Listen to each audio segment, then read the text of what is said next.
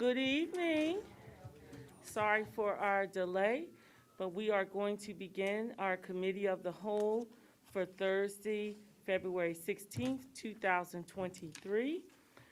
We are going to move our agenda around just a little bit. We do have a presentation tonight from GKO, and they are under properties, but we are going to have them go first. Did you want to do any introduction? You want to do any introduction?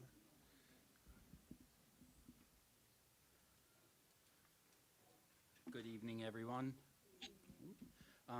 Property has no voting items tonight. Just wanted to give a quick update that I have put together several summer projects for repairs throughout the district. There's about 15 larger, more involved projects that we'll have to obtain services from vendors and companies, to complete them. And then also, I'll be meeting with the scheduling meetings with the principals just to add other items to make sure that we have supplies and things ready for when the time comes. Also tonight, we have a presentation by GKO for facility planning and things we've been working on to improve the district. So without further ado, I will introduce Kevin Godshall from GKO. Thank you, Kevin. And I think everyone should have a presentation, the printout. I think we're distributed. And hopefully I can get this up on the screen.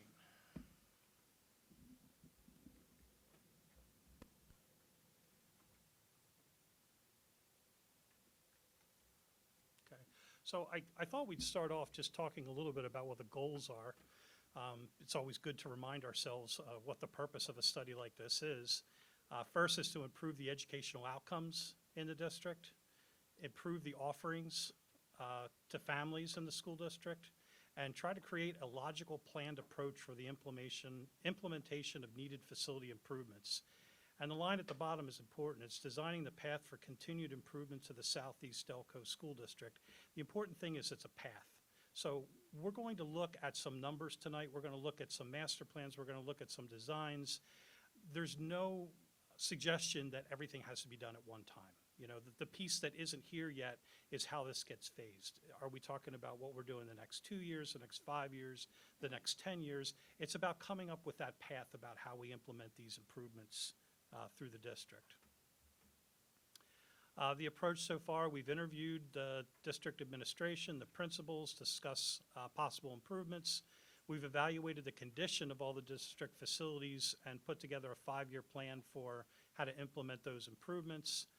We were here in August to present the findings of those studies. And here tonight, we're here to look at some master plan options. I'm sorry, is it not? Oh, I'm sorry. We're here to look at some master plan options, some building designs, and an evaluation of grade configuration. So we're presenting 2 master plan options, and this is 2 of about 7 or 8 that we looked at. But these 2 really rose to the surface as the most logical approach. The first one is very simple: keep the grade configuration the way it is and talk about improvements to current facilities. You'll see when we get to the other master plan option, we're going to talk about changing the grade configuration. Both of them are evaluated by looking at what the designs are at all the individual buildings. The chart that's on the bottom of the slide is our way of sort of keeping track of that. You can see every facility is highlighted in one of the columns. The current grade configuration, the enrollment, and the building capacity are all listed. This one's very simple because it's staying the way that it is. When we get to the next master plan option, you'll see things change around, and this is sort of how we keep track of what the changes are. So if we go through the buildings one at a time and we start with Darby Township, from an infrastructure, from a layout standpoint, we're not suggesting many changes here. There's a common theme through the district that there are a lot of specialists meeting with small groups of students and sharing full-size classrooms to do it. So a common theme here is trying to find smaller classrooms, divide them with operable partitions, give a teacher 4 walls so that they're not sharing the air with an adjacent instructor and trying to fight for sound control. and then utilize some of those larger shared rooms as individual classrooms. So the goal here is a net, no loss, no increase, just maintaining the current number of classrooms, but finding the opportunity to divide some of the rooms up to give teachers individual rooms that they can work in.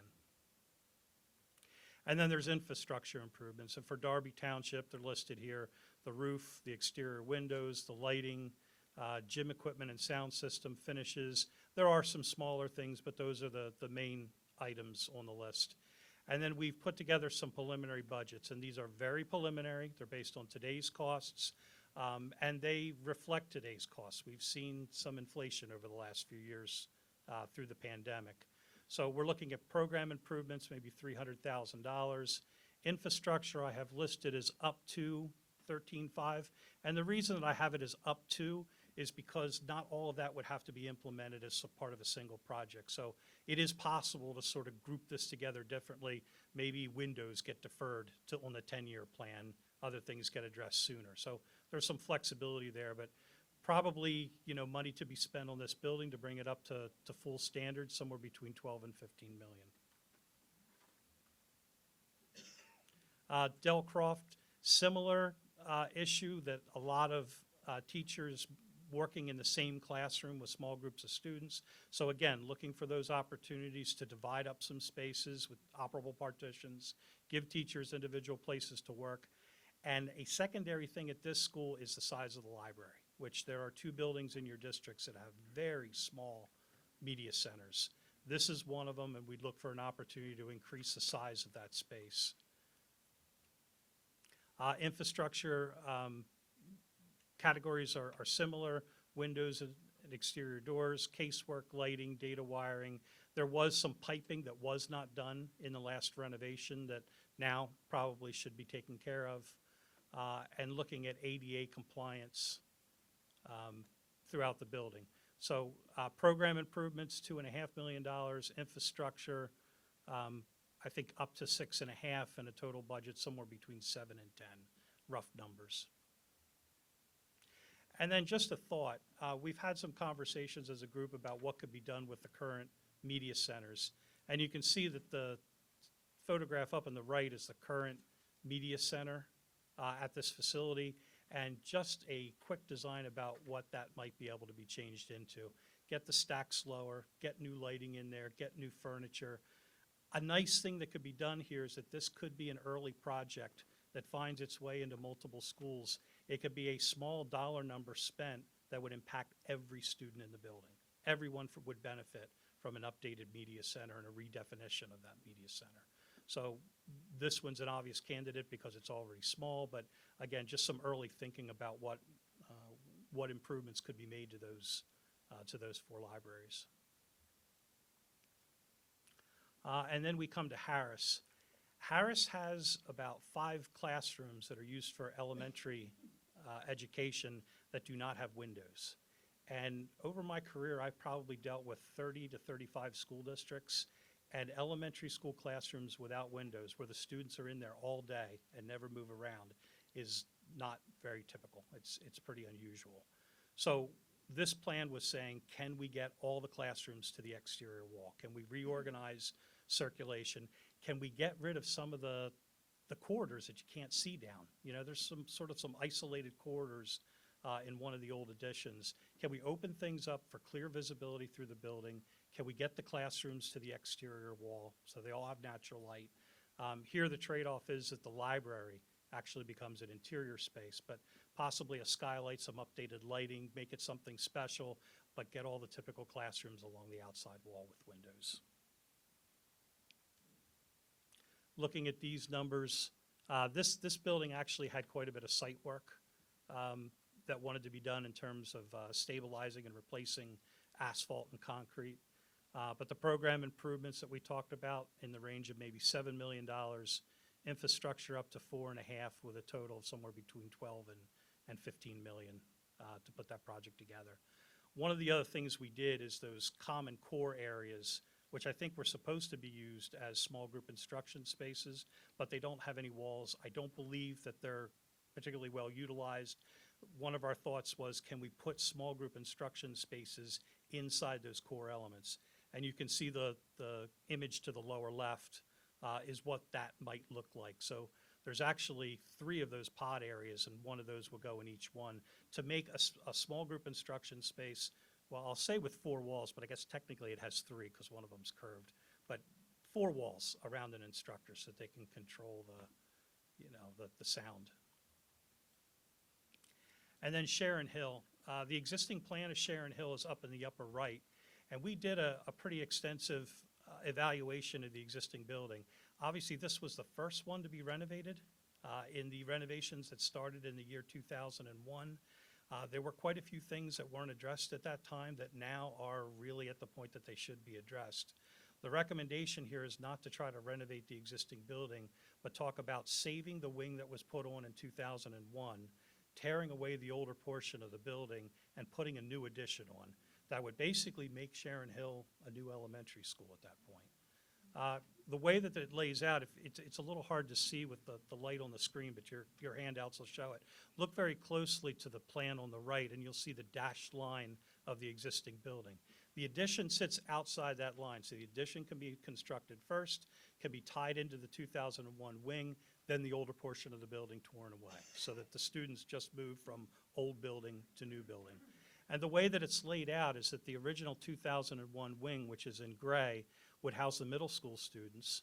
The horizontal wing, which is 2 stories, it has the blue classrooms, would house the elementary school students. And in the middle, that large open area is the cafeteria, and around it are all the core elements. So the administration, the cafeteria, the art room, the music, everything's in the center core. So a middle school student doesn't need to be in the elementary wing, an elementary student doesn't need to be in the middle school wing, but they share that common core. Price for this, and again, we're talking about 58,000 square feet of new construction. We're looking at somewhere around $33 million for the site and addition. And renovations to the existing building, I don't have much in that category, but I have 700,000 there for tie-in and some simple improvements to the existing building, but really 2001 construction, it wouldn't really need too much work done to it. Just a quick image of how it might lay out. You see Academy Park High School in the background. That parking lot in front of it stays exactly the same.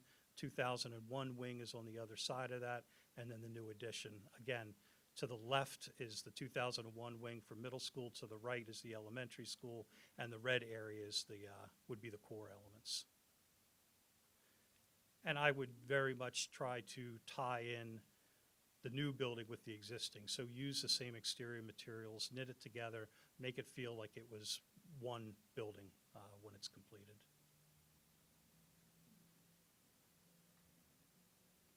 That brings us to Master Plan Option 2. And as I had mentioned, Master Plan Option 2 is going to talk about modified grade configurations. The changes, if you look at the columns here, is that Darby Township becomes the middle school. It would become a 7-8 middle school. Delcroft, Harris, and Sharon Hill get modified to a K-6 elementary, and the kindergarten center becomes the elementary school for that region. A small elementary school of 350 students, but that one also gets converted to K-6. So the district becomes K-6, 7, 8, 9, 12. And some of the reasons for going this direction, it's a matter of how large a middle school needs to be. And with this one, Darby Township was previously the middle school. Darby Township can handle that 7-8 building without too many additions. When we tried to get the 6-8 version to fit, it was much larger, much more new construction. So that's kind of where we wound up with this. And the reason that the K Center became a K-6 is so that every community still had their elementary school. The advantages to the middle school option, most important one, more program offerings. Things that you're probably struggling delivering now at the middle school level, more foreign language opportunities, a more robust music program, technology education, family and consumer science, more advanced art programs, gifted programs. There are more examples of things that could be offered if there was a single middle school that it's difficult to offer when middle school students are in the elementary school. Stronger athletic programs, which I understand you have athletics now, but the students are moved around between the facilities. Here, they would be all in one location. Expanded social interaction for middle school students. They'd get to meet each other earlier in their educational careers. And getting the middle school students out of the elementary school. Disadvantages, obviously construction costs. You know, we're talking about building things that don't exist now. There's going to be a price tag associated with that. And middle school students historically amongst every district tend to generate more discipline issues. It's just the age that they're in. It's that, you know, challenging of authority that age of students does. They're all coming together into one facility. So obviously that's something that would need to be managed. Within this scheme, the other buildings, what we talked about at Harris, Darby Township, and Sharon Hill would stay the same. I mean, those facilities could still be improved. The difference would be that instead of being 1 through 8 facilities, they'd be K through 6 facilities, but they would house the same number of students. The big change is at Darby Township itself. We did put an addition on. We're suggesting that there would need to be a small addition. And that's not that we're adding that many more students to the building. It's more a case of the extra programs, the tech ed spaces, the family and consumer science, a large group instruction space, and then realize that all the district-wide programs, the autistic support, emotional support, intensive learning support, they all need to be in this building. There is no other middle school. So we need to make sure that there is a classroom or 2 classrooms for each of those programs. That did produce a small addition. If you look, the additions in the upper right, and we just basically tried to find a place that it didn't interrupt sports fields, which that seemed to be the best place on the site not to disturb the sports fields. We also added a small auditorium in the courtyard. The idea being there is that you might get some operable partitions and be able to open the cafeteria into the auditorium so you get the benefit of some additional seating. Right now, that's large enough to seat 2 grades, which would be 7 and 8. And we introduced onto this site a new bus loop. I know it did not have a bus loop previously. Right now, it's an elementary school. A lot of the students are walking. But when you start bringing all the middle school students together, you put an additional and you work with the township, I'm just anticipating that a bus loop and getting those buses off the street is going to be a requirement. So all things included, an addition for classrooms, the auditorium, the renovations that we talked about previously, this scheme is probably in the range of $30 to $33 million in today's money. Again, with all these schemes, this is very early. You know, these are diagrams. We have a lot of contingencies in here. Hopefully, as we go forward, if we choose one of these options, we'll be able to eliminate some of those contingencies as we work through the project. And then the kindergarten center, as I mentioned before, would be converted to a K-6 facility for 350 students. So it would be smaller than the other 3 K-6 facilities, but it would be an elementary school in that community. We're not talking about a lot of money here, maybe $1 million of program improvements. There is some site work that really should be done on this site to try to separate cars and bus traffic, and maybe some infrastructure things. There are a few things about this building, some of the exterior wall panels and toilet rooms that could use some renovation, so that was in here as well.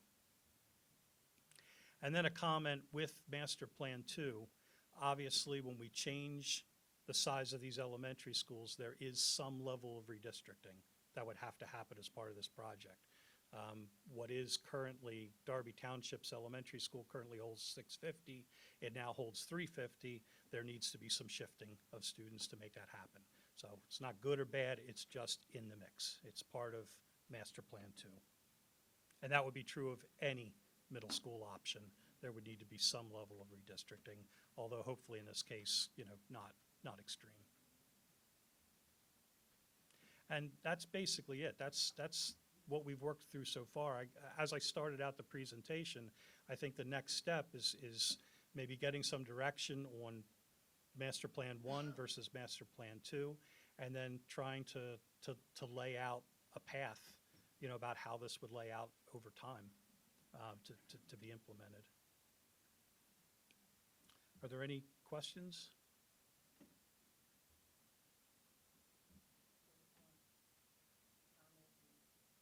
The next step for us is to give the board an opportunity to digest all of this information, come together and to discuss things, and then we could invite you in after that. Yeah, yeah, certainly, I know these decisions aren't made immediately. You know, it takes a little time to digest, and I'm sure there'll be more questions going forward, and that's part of the process. Thank you. Great, thank you.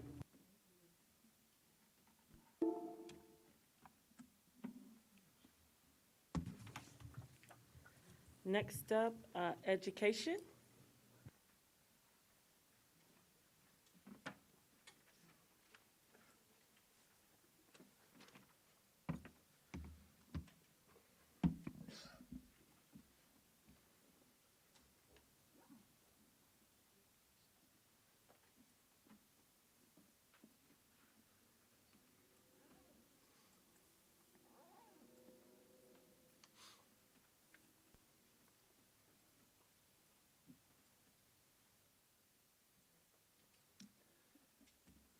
Okay, good evening, everyone. So we wanted to take a moment to update, and like we kind of have done in the past, with some data points affecting instruction, teaching, and learning within our district. So first thing I want to introduce our board members and our members of the public to a program that we utilize in our buildings called ExactPath. We use two programs in our district to really monitor and track academic growth and academic achievement. Study Island is one, ExactPath is the other. So we're going to focus on ExactPath this evening. ExactPath really focuses on academic growth, not necessarily academic proficiency at the end of the day. So ExactPath and another metric that we'll talk about in a couple minutes, PVAS, is where are the students where we are right now, and where are they at the end of the year? How much growth or lack of growth did a student make over time? So that's where these two programs differ. So while they are implemented in a similar fashion by the same kind of company, one is they're measuring apples to oranges comparisons. So for ExactPath, again, we have Study Island on one side, ExactPath on the left-hand side. The purpose of ExactPath is for our teachers, our administrators, and our students, when students get the student level data, as to where are they now and where do we want them to be in the future. So I remember back in August, September timeframe, I got in front of everyone, and there were some sobering data points that we looked at based upon our Keystone and our PSSA achievement scores that we got back from the first year back in in-person instruction in our district. So with that, that would be kind of where we are with our baseline. This is where we are. This is where we currently are. How do we get our students to grow in the future? That's that growth metric. That's where we are really, our principals, our teachers, and our students are really laser-like focused on where are our kids now, how much are they growing in the future? So I want to take a look at a couple metrics here, and we have some school-level breakdowns that we can take a look at. So these diagnostic exams are provided at different parts and different times throughout the year. Diagnostic 1 was given very early on. Diagnostic 2 was just given. So what you see here, the big bar off on the left-hand side shows the number of students. That's that light blue bar on the left that you see. The amount of students that we have in the lowest quartile of performance, that's 0 to 24%. So if you look at Diagnostic 1, you see when we first gave this is a district-wide analysis of that. 63% of our students immediately fell into that lowest 25% or roughly of students.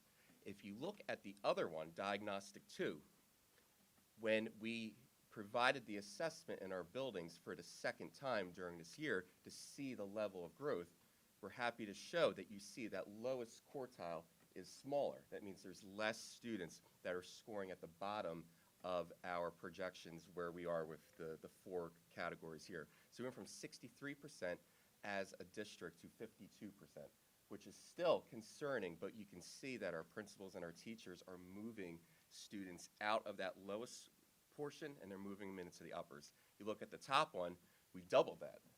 So we had 4% of our students, which would be in that advanced category. If you really wanted to focus on PVAS colors, which I'll get to in a second, that 75 to 99th percentile, 4% started in Diagnostic 1, Diagnostic 2, 8%. So there are some issues that you have to look at when you analyze the data. There are some students that took the first assessment that did not take the second assessment. There are some students that took the second assessment and did not take the first. So that's why it's important to take a look at the amount of students that were assessed. 2840 on assessment 1, 2751 on assessment 2. Just looking at some individual circumstances from some schools, you see like a school like Darby Township decreased, and that's a good thing, decreased the amount of students in that lower 25th percentile from 65 to 48%. So that means that our schools are moving in the right direction. For another example, Harris School went from 73% to 54%. So that's in our area of intense focus, which we talked about, was math, because that had some of our lowest academic growth and our lowest academic scores. This is our reading metrics. I want to point out not so much the purple bars, because there's a little bit of a dip that we see up there. Really want to focus on the individual school level data, because again, you got to look at the total number of students that were assessed. So when we take a look at the numbers, and if there's any reporting errors that come from individual schools, like if for some reason a individual pocket of students didn't take that test, we had over 3,000 students take the test for Diagnostic 1 and 2,462 students.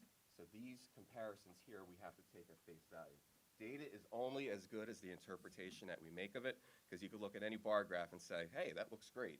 But what's more important is looking at the individual school level data to show what has happened in reading. So Darby Township's up there first. We had 51% of our students in that lowest quartile moving into Diagnostic 2. They reduced that to 44%.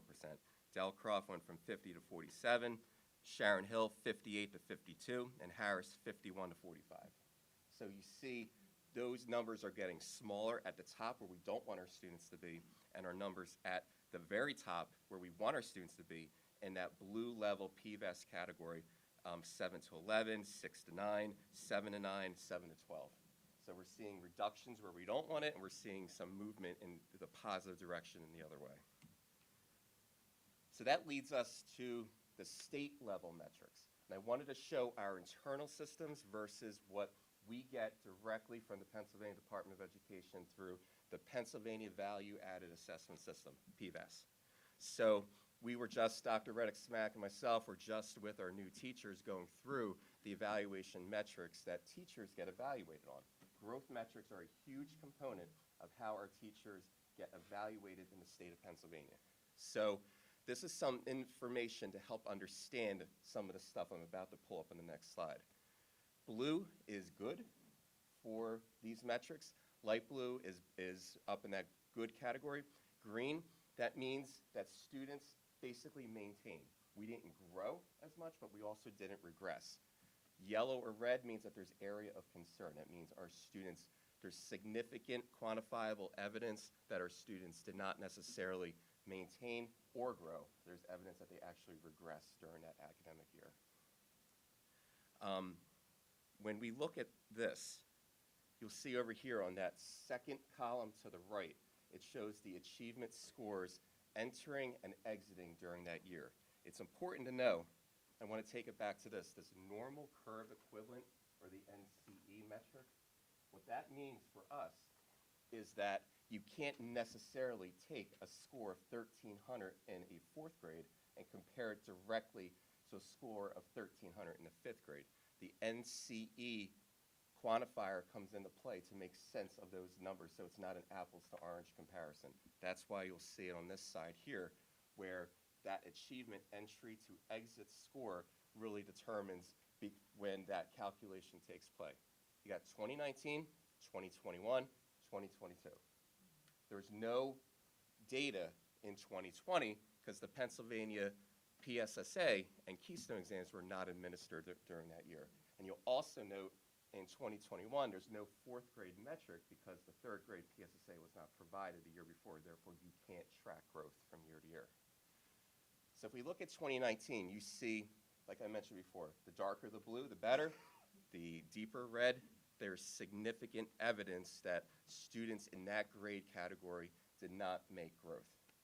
So 2019, you see what we have there. 2021 is an interesting year because we start seeing some blue and green movement, but again, the data is only as good as the interpretations that we make of it. We went from 1,557 kids being assessed to 476 that year of 2021 because it was an optional assessment for our district. 2022 comes into play, we're up to 1,400 students. What you see there means that our students, from where they entered and when they left during that academic year, through the PVAS reporting metrics through PDE, there's significant evidence that our students made growth. But it's important to look out where the students entered and where they left. So you look at some of the numbers up here. For example, 4th grade, and I'm stepping away from the mic. But 4th grade right here, our students entered at a score of 32.3 and left at 34.6. Up there, they started at 38.9 and left at a 37. So what that means is, while we're making growth, achievement level, our students are not where they were 2 years ago. So it is, and you take a look at the reading comparison, very similar results. Our students are making growth, but they are achieving at a lower level than they were prior to the school shutdown. So it's important, and I think it's really critical that we take a look at this important information, because what it shows that we are going in the right direction instructionally. There are points of pride, but we can't ignore the fact that our raw achievement data is significantly lower than it was prior to the pandemic. There's points of hope, and what you want is that dark blue PVAS numbers and those dark blue metrics, because that does mean that our kids are making above average growth. Hopefully, if the trends continue, that gap where we are right now is 36.2, and where they were at that 42.3 should start to close up in the coming year.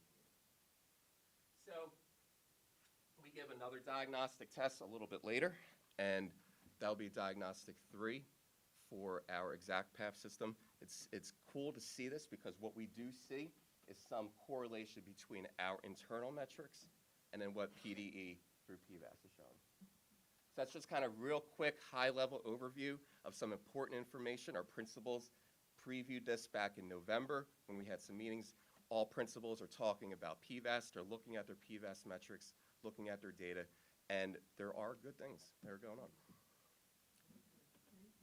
Thank you. Any questions? All right. Thank you, guys.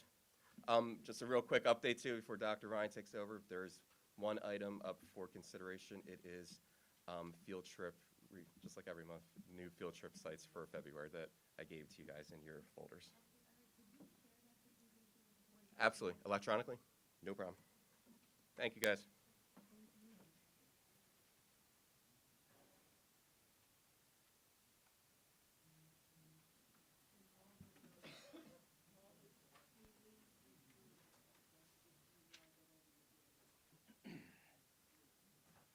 Good evening. The rest of the education agenda is either a motion for Thursday or 2 discussion items, which I'll go over one and Dr. Weiner will go over the other. As far as motions, you will see in number 2 on the agenda, there are 4 expulsions. They have all already been agreed to by the district and parents. You will notice that one of them has an earlier date than all the others. That was an expellable incident where the family chose to disenroll. Whenever they do that, we hold the expulsion until the possibility that they come back.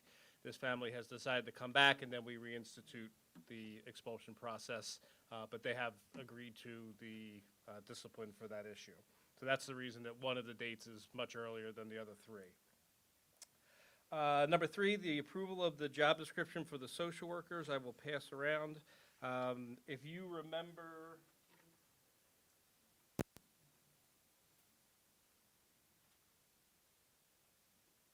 in the summer, we started looking at all of our SCL personnel. We had written and approved a job description for climate managers because we had not had that position previously. That was approved by the board in the summer, and then we hired those positions. In the fall, we took a look at the school school counselor job description. That was approved by the board in the fall. Next up is the one that's coming around, which is the social workers. It has been reviewed by the social workers, by myself, by Dr. Gibbs Happer. It is presented to the board for their approval too next week. And then the final piece is we will probably take a look at the psychologist job description just to make sure that all 4 job categories have the appropriate overlap for student services and to make sure that there are no gaps of services for anybody who is in need for those 4 work groups. Number 4 on the agenda, we are asking the board to revise the date of the junior prom. We have found that the junior prom was conflicting with about a couple of kids who are in the musical, because that's a musical date, and either if they wanted to attend the prom or be the date of somebody going to the prom, we did not want to put them in the position of having to choose between those 2 things. Ms. Kluza, who is helping to oversee that process, our high school librarian, reached out to the Lazaretto Ballroom. They had May 12th, which is a Friday, available. We asked them to hold it. They did. We're bringing it to the board, and we will, upon approval, be moving the junior prom to that date. So again, there's no conflict to make kids have to make a choice between 2 pretty significant events for a junior year. The last thing is going to get changed a little bit because something changed today. So because the school district was required to submit a comprehensive plan, we are also required to follow up with what's called a K-12 guidance plan. Now, the board already approved the district plan for K-12 back in June, and will do so again for this school year, upcoming for the next school year. But we are required to submit what we're calling the state plan as well. Originally, that plan was due March 23rd, which is the next date of the board meeting, which is why we were going to try to do it for February. Today, that date has changed to March 31st, so it gives us another month to get board approval. I am meeting with the counselors tomorrow as part of their professional development. The plan itself is about 90% done. We're just putting finishing touches on it tomorrow. But I'm going to ask that either we table that motion or I'll ask Kalina to take it off and put it back on in March. I'll work with the counselors tomorrow, get the draft out to you in time to review it on your own, and then re-present it as part of Committee of the Whole in March for a board approval at the March 23rd date. I didn't want to approve and submit on the same date, but now that we've gotten a little bit of time, I'd like to take advantage of that time, if that's okay. And again, this is a template that gets done at the state level, same as comprehensive planning. I will print that template out and send it to you or make hard copies for those who want it. So that one's actually going to get tabled for next week. And then the only other non-voting item is we do need board guidance on the daycare situation. You are aware that, again, there was a 3-year contract. One of the years they were not able to provide the service. So technically the contract is up by date, but they only provided 2 years of the service. We did check with Mr. DiOrio.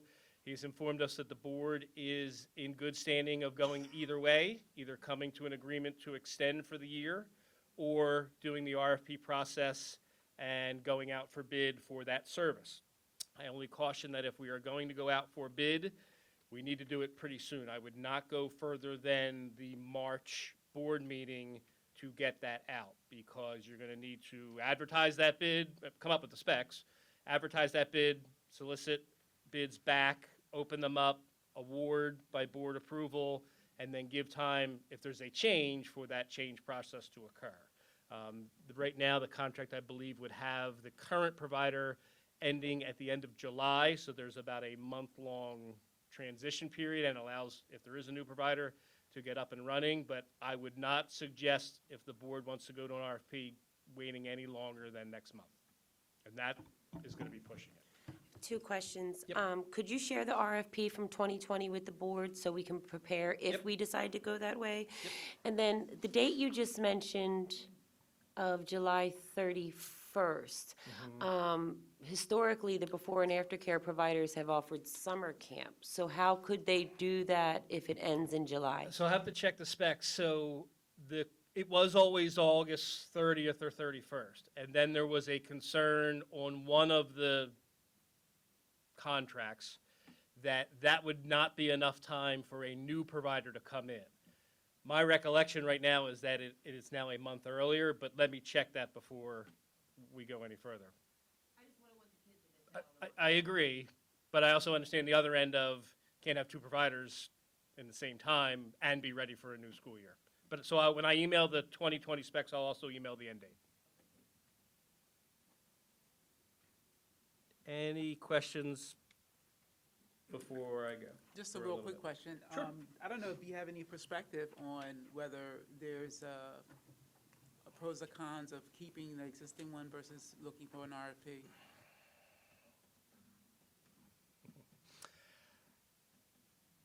In my opinion, it's easier to keep the new one because they're already in place. My understanding is they are servicing less kids. Whether that's because they're a new provider or because more families are home or found other alternatives during COVID, they are servicing less kids.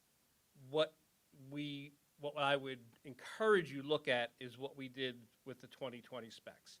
Is that if you're going out to bid, the current provider can bid again. There's nothing against that. And then what we did last time was we essentially lined up all the data points of cost and co-stars and what they provide, what they don't provide, and then the board can make the decision based on how those two, if it's two or three or however many you want to consider, if they line up. Just because one's easier, though, doesn't mean it's the right thing to do. And I don't mean that they're providing a bad service. I'm trying to paint you the middle of the road so I don't get in trouble later. So about, you mentioned they're servicing less children. I know there's a lot going on, so I'm just going to remind you. I asked if you could figure out how many students they service from Southeast Delco during the virtual year. I did. And then also, since they're servicing less children and we are not sure if they're going to other providers or not, can you find out from each building how many children are being picked up by buses for other child care centers? Because I think that would help give us an idea of how many kids are going to aftercare or using a before care provider that are not inside the building. Yeah, so I can get that answer, just take a little bit to dig it up from each building. The answer to your first question, we did reach out to Knowledge Points about that. Their answer was as follows. Our only site open during that school year was Haverford and was primarily servicing students in that district. One William Penn student was enrolled at the Haverford site during that school year. Their parent worked in an adjacent building. No Southeast Delco students were enrolled or worked from that site during the 2021 school year. Yep.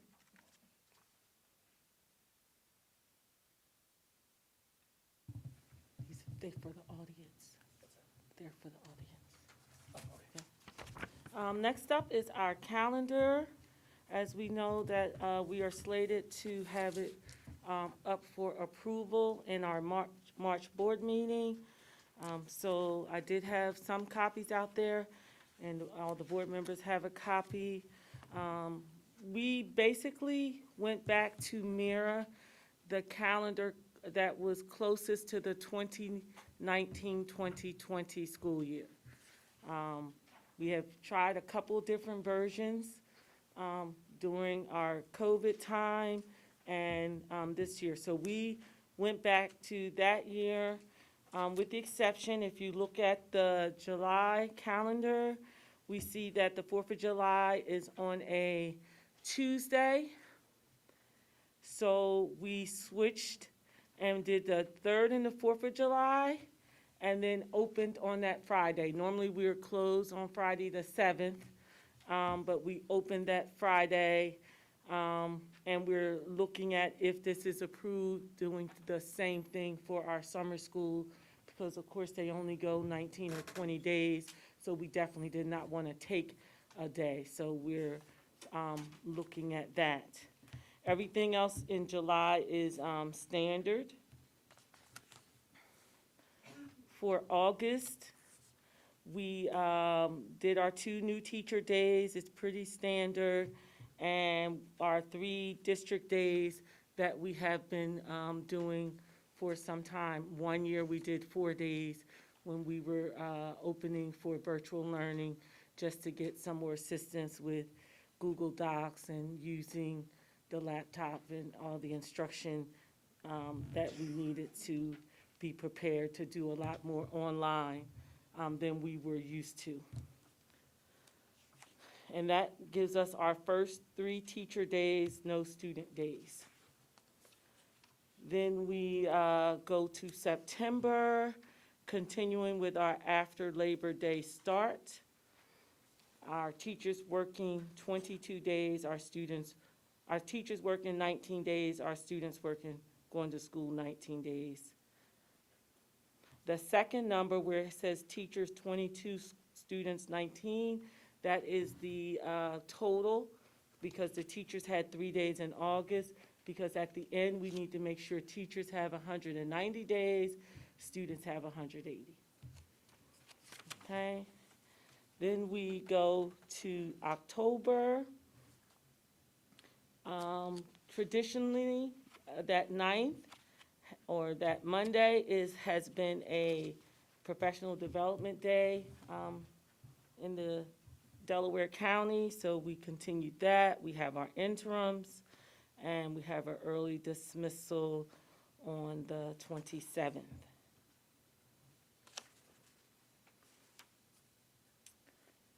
Then we go to November. We have our in-service day, of course, that's a virtual PD because that's election day on the 7th.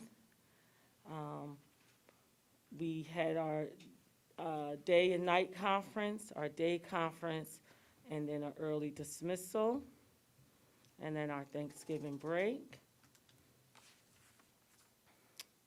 We go to December. Everything's pretty standard. Early dismissal and per the teacher contract, a teacher release on that 21st to make up for the parent conference night in the previous month. We go to our winter break. And then we have January. Of course, this particular year, the first day of January is on a Monday. So our break will be extended through that Monday, and we will come back on Tuesday. Everything else is pretty standard. February, we have a district PD day, and then we're off President's Day. March, this year brings us where spring break is early. Usually makes for a long haul at the return because the spring break is in March. So then April, May, and June is school time. And that, of course, is out of our control of when that falls. Then we have an early dismissal in April. Our virtual in-service day, that switches back and forth based on the primary. So this particular year, the primary will be in April. We went out online to look it up to make sure. We didn't want to guess whether it was April or May. And that is our other virtual PD day. And then we have our May, where we have an early teacher release based on the contract. And then we have June. And here in June, the last student day is June 11th, and the last teacher day is June 14th. And then I have a single sheet for you, giving you the email to email your suggestions. We tested it today to make sure that it works. It's calendar 2324 at southeastdelco.org. It's on your single sheet there. Things that you want to consider as you are providing suggestions, that the minimum student days is 180, teachers 190. Summer school needs to start by the last week in June, which is the 26th to the 30th. So as you're taking days away from one place, you have to add days another place. Election days are virtual PD days. Currently, the student's last day is the 11th.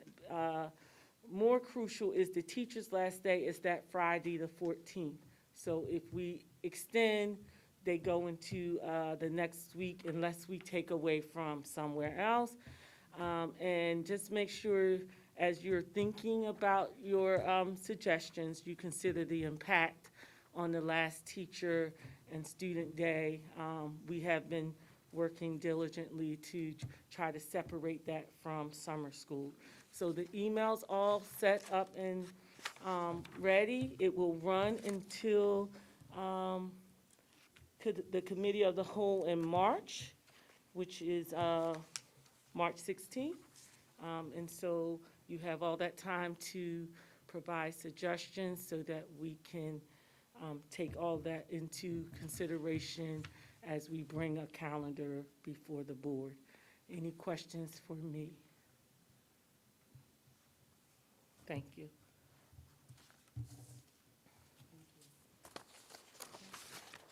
Next up, finance.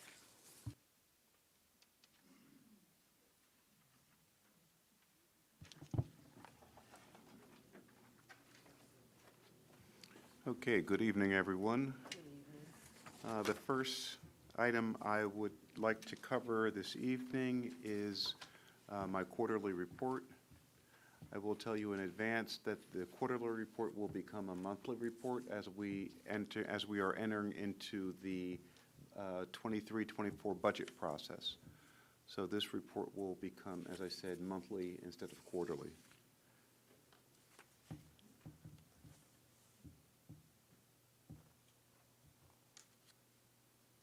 So what we'll cover tonight are the 22-23 general fund budget summaries. And hold on a second. Yeah. I'm sorry. I should have taken that off of the table of contents. I apologize for that. The first slide is going to be the historical fund balance. The 23-24 budget summary will be a review when I start the process, the budget process. So we'll review what's going on right now, and then we'll go into the 23-24 at the March 16th Committee of the Whole. And that's on one of the slides. So the first slide I'd like to cover is the Historical Act 1 Index. This has to do with real estate tax increases. So the highlighted is the new criteria for the 23-24 school year. So the statewide base is 4.1%, and the state calculation for Southeast Delco says that we can increase 6.2%. If you look at the last column, you will see in comparison to what is recommended or what is suggested from the state compared to what the district does, you can see that those numbers are quite different. And the reason for that is that we take as much into consideration as far as overseeing the expenditures and the revenue and the impact that it would have on our stakeholders. All those numbers working, all those conversations working together, what is the best fit for the instructional program as well. But we try very hard to have the lowest possible increase as possible. This is a historical fund balance data. Again, in future presentations, you will see me repeating this information so that we are just staying current with what the numbers have looked like in the past and what they're looking like now. Going back to 1819, I told you in previous presentations that 1819, the district was at a 1,180,000 negative fund balance. The ensuing year, the next year, we went to 480,000 in the black. The year after that, 4.9, and we ended the 21-22 with a $5.2 million fund balance. And the goal is to keep that increasing so that we have the ability to borrow money, refinance and restructure our existing debt for the presentation that came out of Mr. Curry's department at the beginning of the meeting.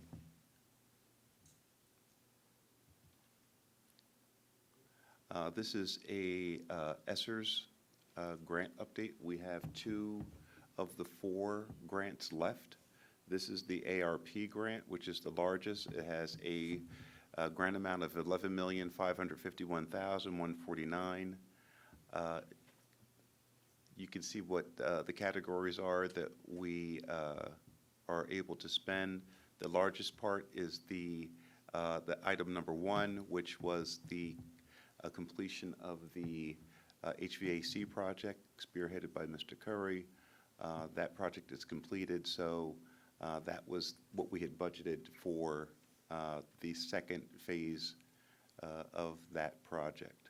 So to date, we have left over in that project $6,304,592. The bulk of that money will be in the 4th item down, which is replacing antiquated classroom and teacher furniture and modernize at least 1 classroom per building. And that's the $2.1 million. The next ARP is the set-aside, 7% set-aside. That has a total amount of $897,784. We have not tapped into those funds as of yet. Both of these grants, the end date is September of '24, September 30th of '24. We have to spend all that money, which we will not have a problem doing.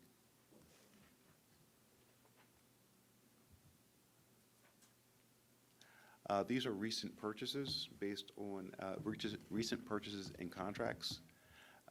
The first area is the security equipment. We have ordered 26 door alarms for HPHS. We ordered 2 additional Evolve weapons detection systems, 1 for the lower level of APHS. Very quickly on this, on the APHS scenario, there was 1 unit down on the lower level, but a decision was made to move both units upstairs to the upper level. But we're finding that we still need to have that coverage down at the lower level. So that's for 1 for the high school and the others for Knight Academy. In addition, we're ordering 7 high-definition dome cameras that will also be over APHS. Security contracts. At the January 26th meeting, the board approved 4 additional guards, security personnel, and I am recommending, based on another conversation during that board meeting where that number increased. So we will be using Cardinal Point Security Group to take care of that increase. And I will have it on the board agenda for ratification at the February 26, 23 meeting. And then the last item is administrative services contract. This is for 1 assistant principal, and forgive me for that spelling on principal, for APHS. This is through Foundations. And this will be a ratification approval at the February 26, 23 meeting as well. Are there any questions thus far?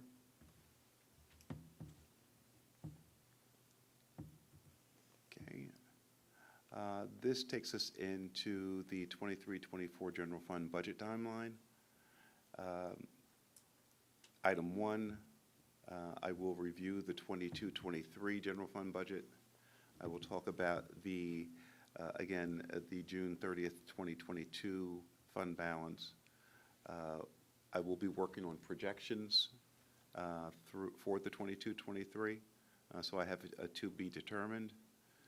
At the March 16th, I will be presenting objects 300 and they're listed there, purchase professional services, 400 is purchase property services, 500 other purchase services, 600 supplies, 700 property, 800 other objects, and 900 other financial uses.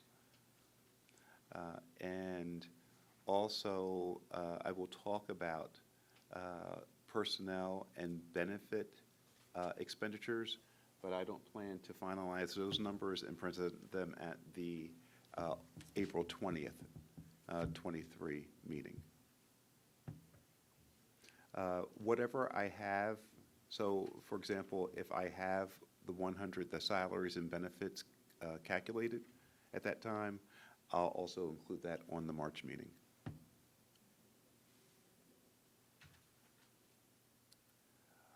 And then these are just a continuation of the tentative budget time frame.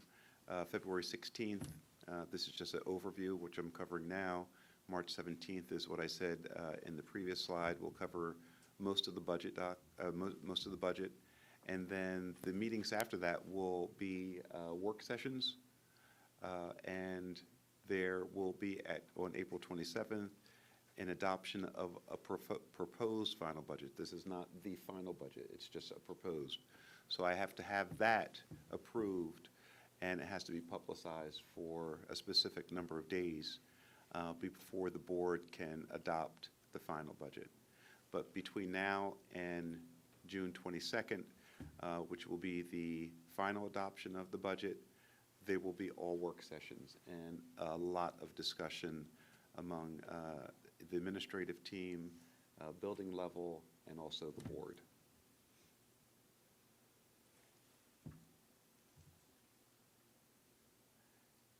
As I said earlier, we're going to a monthly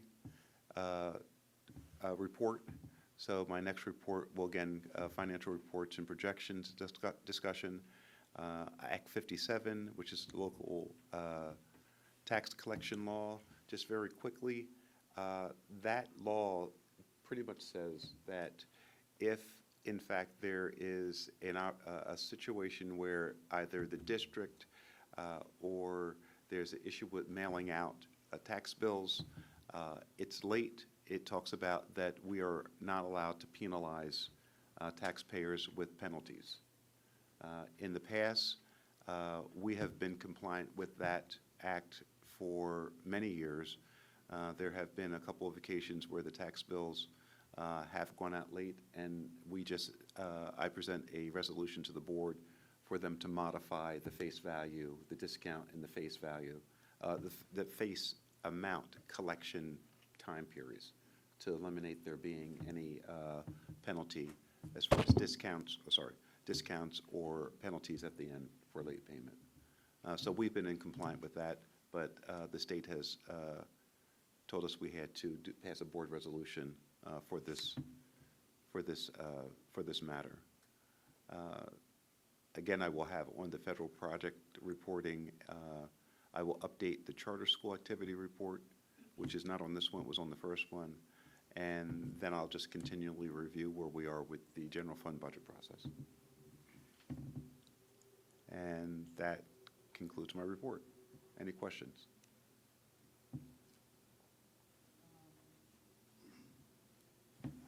On page 7, the purchases and contracts, Yes. are these are not all of our, are these outside the budget? Or why? Yes. Okay, so you listed these because they are over and above what we had planned? Well, the additional security was not a item that was in the budget at the onset of this school year. That was addition, the weapons detection systems were not part of the budget. But obviously, something that needed to happen. And the same goes for the increase in security. And also for the principal position. So whatever is not, and I'll review that in my next presentation, So we know that, that in a case where there were a number of things. So we had the costs for the instructional team covering classes where there wasn't a teacher. And we have an MOU for that, so I'll do my best to calculate what that cost is. And then we had, then we added 2 guidance counselors, and we did talk about security. But the reason why I put this, and I put it in one of the board updates, the using Cardinal Point, is because if, as I stated in the email, contracting that out is almost a break even to if we were to hire individuals for that. But if in the near future or by June 30th of '24, if there isn't a need for the number of security folks that we have because they're on a contract, then the contract gets reduced or it goes away. Versus us having security staff that we may not need, and then we have to figure out how that expenditure goes away if we don't need them. So this is just to hold us over for the most part. All right, thank you. And just to be clear on the security contracts, so we already approved the 4 guards. If we approve 9 guards next week, the 220 would go away. It'd be the total of 445, right? It's not both numbers? That's both numbers. So 15 guards, not 9. It's 13 altogether. I'm sorry, 13 guards, not 9. Yes. And that goes because the board made a decision that they wanted to have 2 at each location last board meeting, which wasn't part of the plan. So this was, in order to make this happen, this is the fix so that we can get it in place. But it has, for me, it has a dual purpose. If we don't need in the next year and a half all of those security folks, contracting them, they just go away. And then we're not confronted with, do we lay people off because we don't have a need for them? So you would say that's the pro? Yes, of contracting. Yes, of contracting.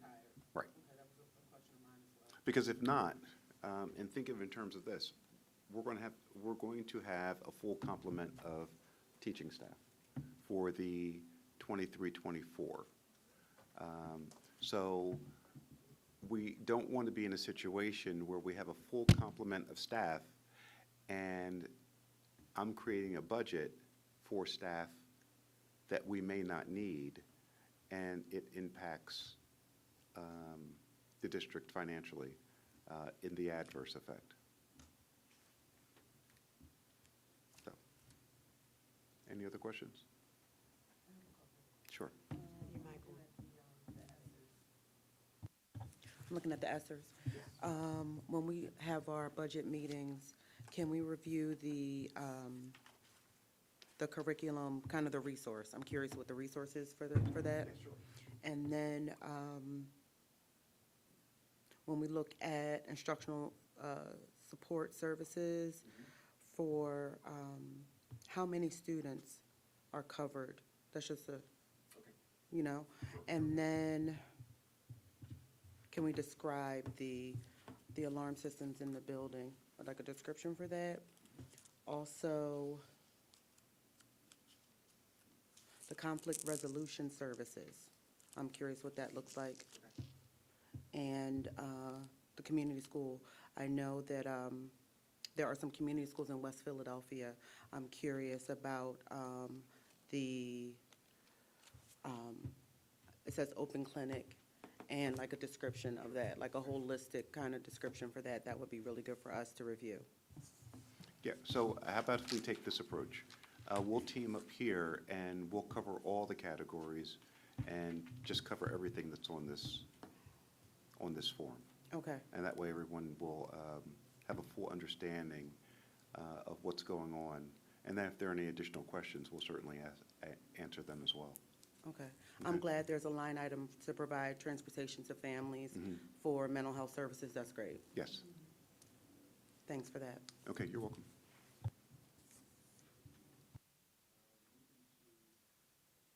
Moving to my agenda items, I have 2 items on page 2. One I just covered, that's for the assistant principal. for over at Academy Park High School. And the other is the engagement of Cardinal Point for the 9 additional unarmed officers. Mr. Rosnoff will, in his report, will talk a little bit more about that very quickly. But these folks will start working on the 21st, and that's why both of these resolutions are written as ratifications. And the, going back to the principal, the assistant principal, that person started on February 13th.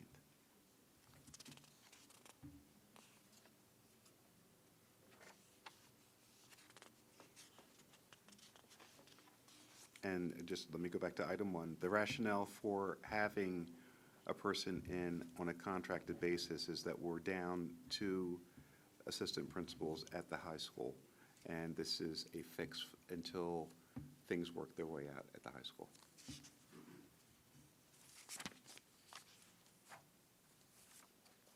Any questions? Okay, that concludes my report. Next up, Human Resources.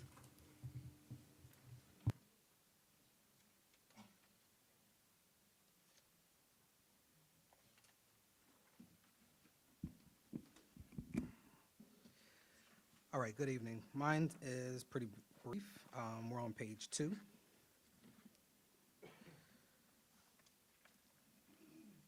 So we do have a resignation of one of our related arts teachers at Darby Township School.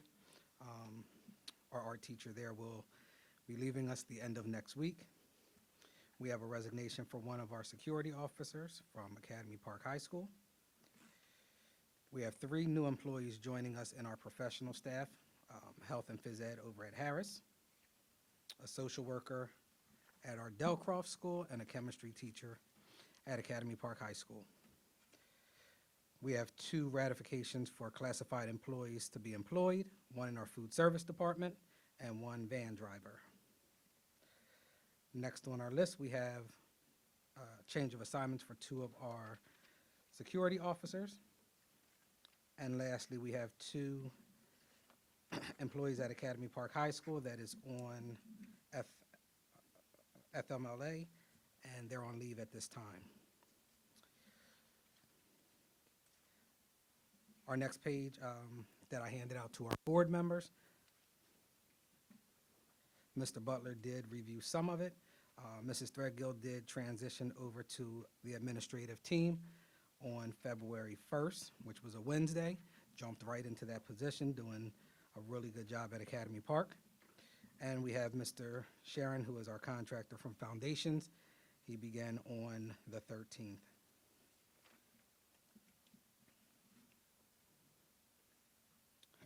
That is, there's one other addition on the back of that page on number 6. There was 1 additional resignation for a total of 4 with one of our desktop technicians out of our IT department. That concludes my report. Mhm. Number 6. Number 6.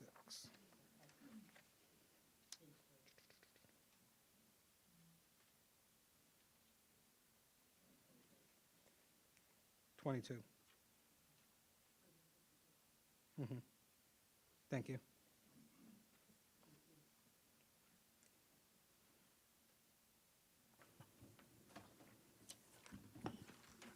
I have a question.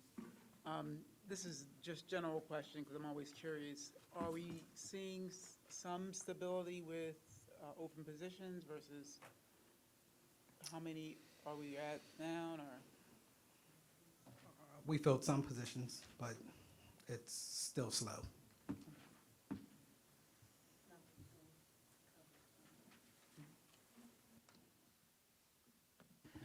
Mr. Baxter, would you be able to get us an updated report on exit interviews? I think when you first took the position, you did give us one, but I don't think we've received one since. There's been 4 added since then. sorry, what do you mean for added? 4 exit interviews. So since the are last most report people you had. leaving and refusing to do an exit interview? Some of them, like one person showed up, just handed their items in, and that was the last I heard. Okay, could you just give us, not here in Yep. public, but could you just give us a little got it. information on those 4? Mhm. Thank you.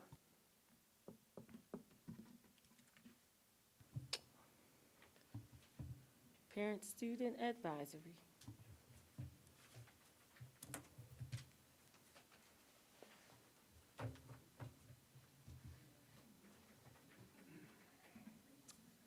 Parent-Student Advisory, there was a hybrid meeting on Wednesday, February 1st at the high school.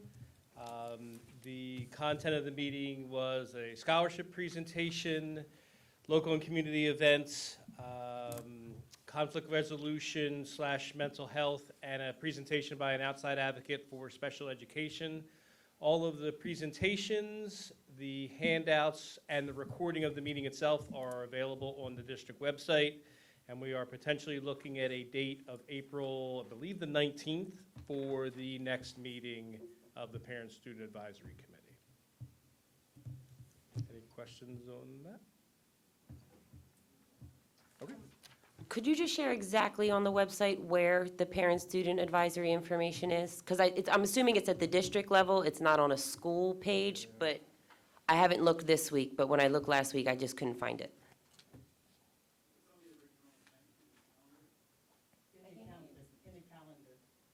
Oh, so you went back and added it to the event?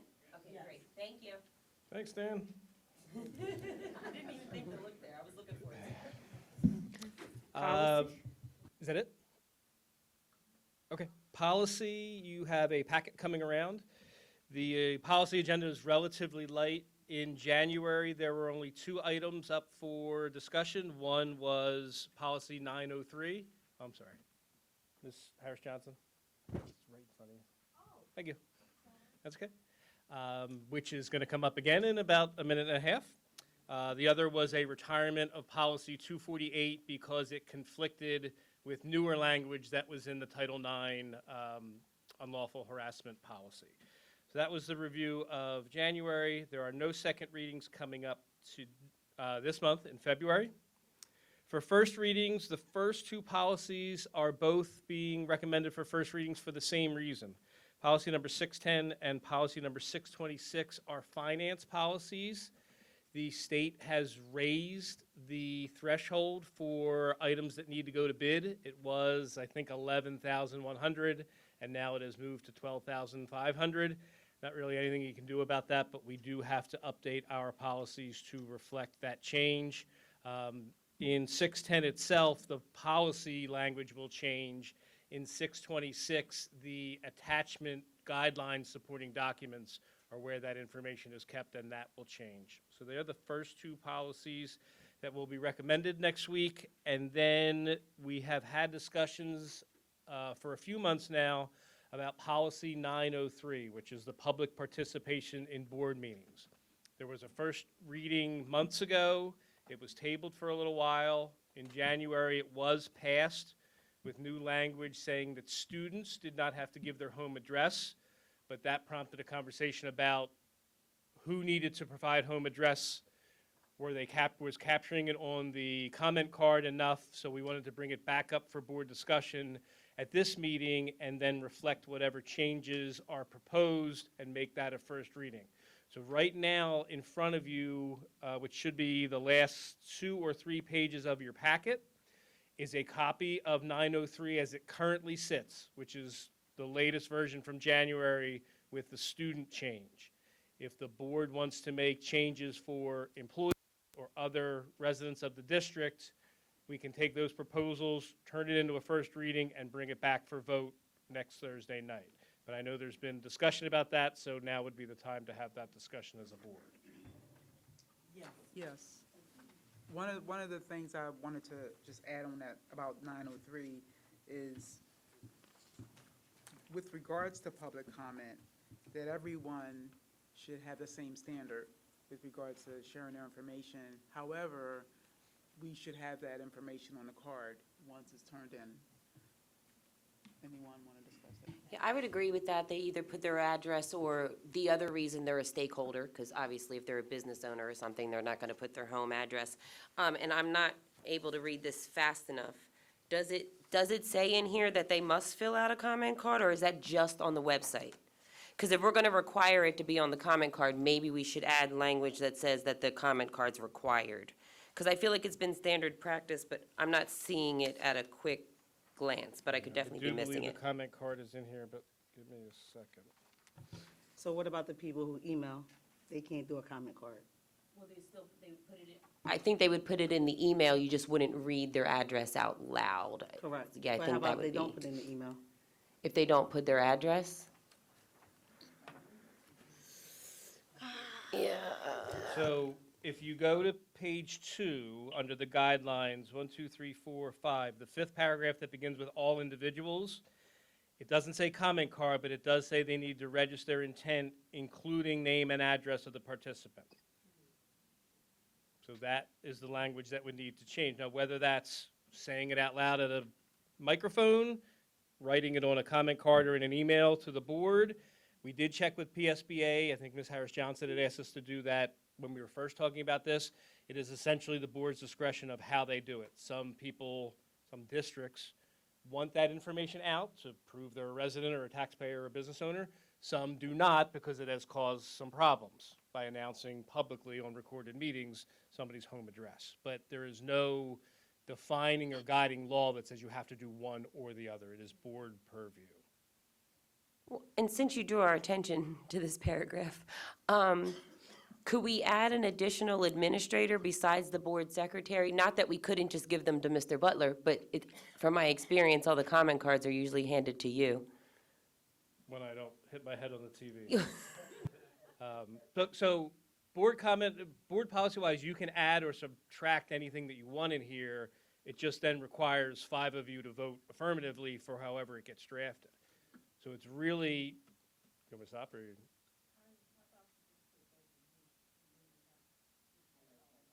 Okay, but are we, the bigger question is still, what are you requiring of people who park? Either home address or proof of why you're a stakeholder on the card. And how about the email, the people who email in? An email. So card or email, and board secretary or designee, correct? If you put designee, you don't have Just to put designee, anything. okay. Is there any other language in here that needs to be changed, addressed, reviewed? No, I just have a question. I do. I'll go after Ms. Monroe. So I was just asking, I know that we keep talking about all these policies and we keep saying that we're going to have meetings for policy review, and have we had that yet? So the original intent was we were going to piggyback it onto what I thought was tonight's meeting. Because of the timing of that and this, I am soliciting dates from the 3 board members who volunteered to be on that committee outside of this because it just wasn't going to be enough time tonight. So have we had the meeting? No. Are we on track to have the meeting? We will be. Okay, thank you. Prior to next Thursday? That, I was going to ask after this As- was done, okay. just to pick a date and we're ready to go. Okay. Is 'Cause Mr. the 3 DiOrio with people us? are here. Okay, thank you. Yep. I do have a question before you go. Is Mr. DiOrio with us still? Because Yep. he had a comment regarding public meetings and public participation in board meetings. Do you want him or? Yes. Bob, can you hear us? I can. I think that's covered in the policy right now, isn't it? I mean, talks about public participation. That's the name of this policy. I Right. don't know if the board wants to review it and make some changes to that, but it is included. I mean, some of the protocols and guidelines for the public to participate are in this policy right now. Madam President, are you asking him to share what he shared in the executive session? Is that what you're asking, Bob? Right, rather than, just to, I was thinking about giving a heads up, right? Because we're going to share in more detail next week. It will be presented as, the whole policy will be presented as a first reading with the edits next week, yes. Right, so I think since we reviewed it already in executive session, and it's something that we're going to share publicly, it'd be good to give a heads up to the public regarding what we discussed. I don't think she's talking about the changes. I understand, I just was assuming she was talking. Talking that about, Mr. yeah, DeOrio was Mr. going to provide DeOrio, it. yes. Yeah, what I discussed in executive session was just reviewing the policy as it reads. Did you want me to go over did you want me to read some of the policy out right now? Yes, yes. Just so we're all clear. Okay. Well, what we went over, the policy is very lengthy, but I believe the comments that I made during the executive session as far as a brief review of this policy, some of the provisions are as follows. The board may limit the length of the public comment period or set a time limit on individual speakers. The presiding officer at each public board meeting shall follow board policy for the conduct of public meetings. Where his or her ruling is disputed, it may be overruled by a majority of the board members present and voting.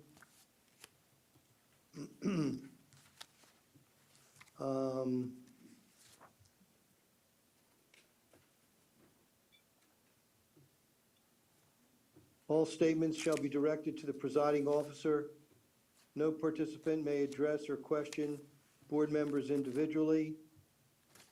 The presiding officer may interrupt or terminate a participant's statement when the statement is too lengthy, personally directed, abusive, obscene, or irrelevant. Request any individual to leave the meeting when that person does not observe reasonable decorum. Request the assistance of law enforcement officers to remove a disorderly person when his/her conduct interferes with the orderly progress of the meeting. Call a recess or adjourn to another time when the lack of public decorum interferes with the orderly conduct of the meeting, and/or waive those rules with the approval of the board. No placards or banners will be permitted within the meeting room. I believe those were the items that I reviewed with the board in executive session. Mr. DiIorio, this is Ms. Whitsett. I have a question. What happens when the behavior or conduct of the board is deemed unacceptable? Can they be removed by these same mandates in this policy, or can we add that to the policy? This policy only covers participants, Ms. Whitsett, and I don't believe that this would be appropriate to add the board to this policy. The board is expected, as I indicated in executive session, to abide by board conduct.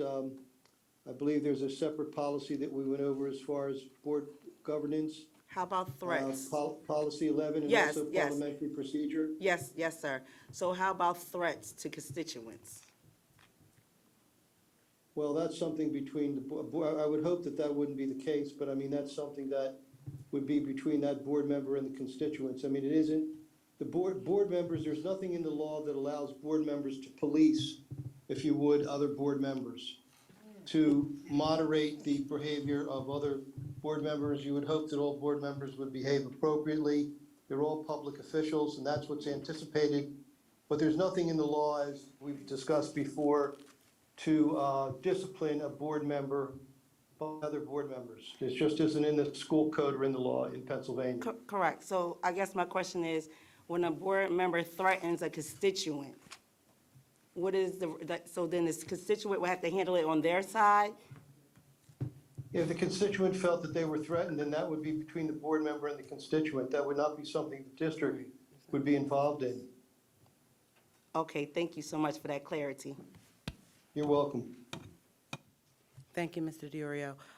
We also have You're welcome. copies of Policy 11 in the back of the room, just in case folks would like to have a copy. Thank you. Okay.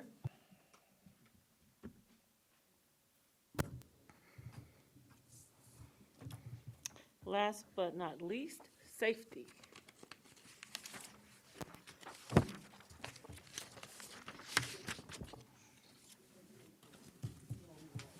don't let Jeff come through. Good evening. Can I ask a question real quick before you start your report? Absolutely. I see we have a new officer in the back, Yes, sir. Right back there? Fallcroft Yes. officer. Yes, ma'am. I just want to make sure it was Fallcroft officer. Yes, ma'am. Okay, thank you so much. Yes, ma'am. All right. So for my non-voting agenda topic tonight is the topic of security coverage. As Mr. Butler had indicated earlier, on February 21st, Cardinal Point Security will start to arrive for deployment to the school district to fill open vacancies and to add more security to the high school. As of right now, a total of 6 officers will be arriving on the 21st, and after they are done training next week, the following week, the remaining officers will be deployed into the school district to make sure that there's 2 officers per school, and we have a total of 9 officers at the high school. Is there any questions, Ms. Perry? Okay, so you answered the one question I had. I was going to ask how many were at Academy Park. So 9 substitute contracted security guards at Academy Park. So I have a 2-part question. How many security guards that the children are already familiar with and are employees will still be in the building? And how will you control how often those 9 are changed if they are temporary subs from an agency? There's not going to be 9 contracted officers in the high school. There's 2 officers right now that have been there. So we will be adding 4 contract security officers from Cardinal. There's 3 there currently from Full Tilt. So that would be your 9. So no employees? Yes, there's 2 district employees there currently. Okay, so 2 employees. Correct. You said 3 from Full Tilt and 6 from Cardinal Point? 4 from Cardinal Point. Can you repeat that? Okay, there's going to be 4 from Cardinal Point, 3 from Full Tilt, and then you have 2 current district employees in security. Okay, so then the other part of the question is still, how do you control how often they're going to be changed and be new faces in the building for our kids to see? Well, I'm hoping that they're not changed. So there's regimentation as far as supervision goes to make sure that officers are doing their job. So there will be, I would be 1 level. There's an on-site supervisor, a regional supervisor, and a district supervisor through Cardinal Point. They would have 3 supervisors. So it'd be 1 on-site, another would come in from the regional area, and a district. And that's just to make sure that they're following policy and procedure that we set forth, and that they're abiding by what their guidelines are as far as behavior, interacting with student body, with staff, and conducting security measures throughout the schools. Now, the other schools, your part of the other question was what other schools would have current staff. So that would also be DTS as well as Delcroft. And you also have a employee at Harris and at the K Center. So when those other officers come in for deployment, they'll be pairing up with them. And how I have that set up is that if there's a female there, there will be a male guard. So you have a male and female paired up at the K through 8. Knights Academy, there'll be female officers there as well with men. So the only guarantee of the high schoolers seeing a familiar face is 2 out of 7. Out of 7. Okay. Is that, I guess I'm a little confused with that conclusion. So you said 2, so if the contractors are consistent, then then everybody would be familiar, or no? Well, that was why I used the word, like, guarantee, because well, I guess it's still not really a guarantee, because I wouldn't- employees could leave Correct, too. right. Yeah. But That's why I we prefaced really that have I no would hope they would control stay. over it. Like, if an employee goes to resign, we still have an opportunity to try to retain them. Right. But if somebody leaves Cardinal Point, we can have a new person by the next day.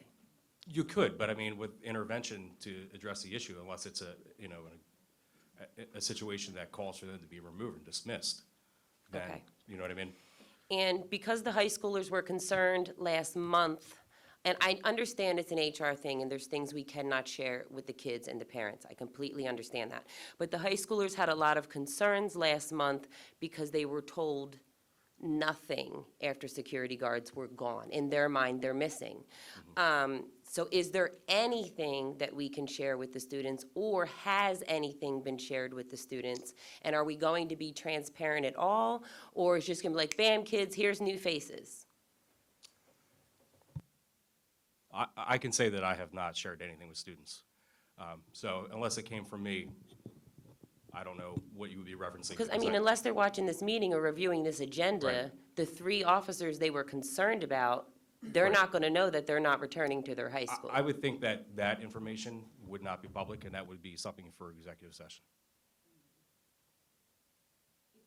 No, I know. It's in the I- but agenda I'm that talking they're about- not I'm talking coming about back. specifics. No, I know, and I know you can't tell them the reason, but we should just tell them. I guess, no, go ahead. That is a building administration. If a staff member leaves and they're transitioned to someone new, then it's the building principal or the assistant principal that shares that either through a letter or email. And that is only after the board has voted and approved it, because they don't want to say something prematurely, and there's a discussion here that changes that. Okay, so once we get through all of that, then Mr. Vogt will take the lead. We've shared a letter with all of our principals of sending to parents. We'd like to inform you that Brenda Winder left, and in her place is going to be Shayla Winder. So all of that happens once we've gotten through the approval. Okay? Any other questions? Yes, I have a couple. The board's considering additional contracts for safety and security.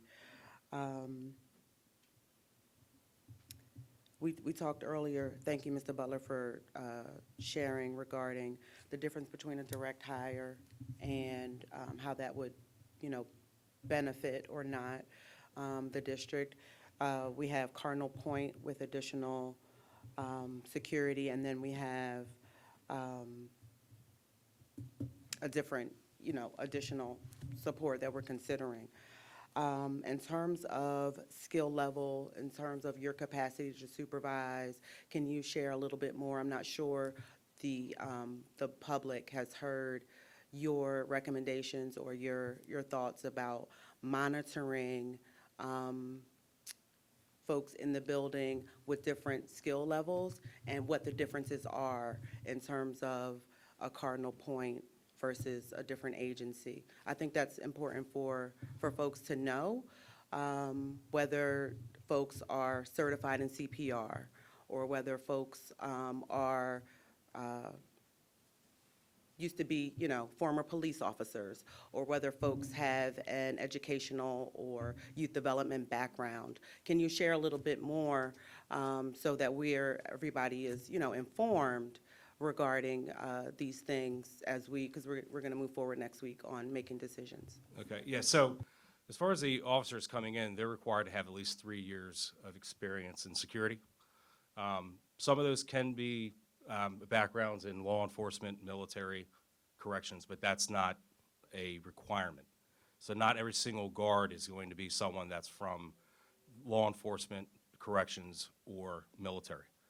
Anyone that would come from that background would be more or less a supervisor to make sure that the other officers from Cardinal Point are operating as they're expected to and supposed to, because of their training and their background to ensure a certain level of professionalism and awareness as to what their job duties are. They also have CPR training and first aid training. And as far as the topic, as far as youth development, I can't speak on that. Individuals that are coming in probably have a vast array of backgrounds. The youth development component I cannot speak on. I have one question. Yep. Does the current security in Southeast Delco have youth development training? Not to my knowledge before I got here, no. Okay, thank you.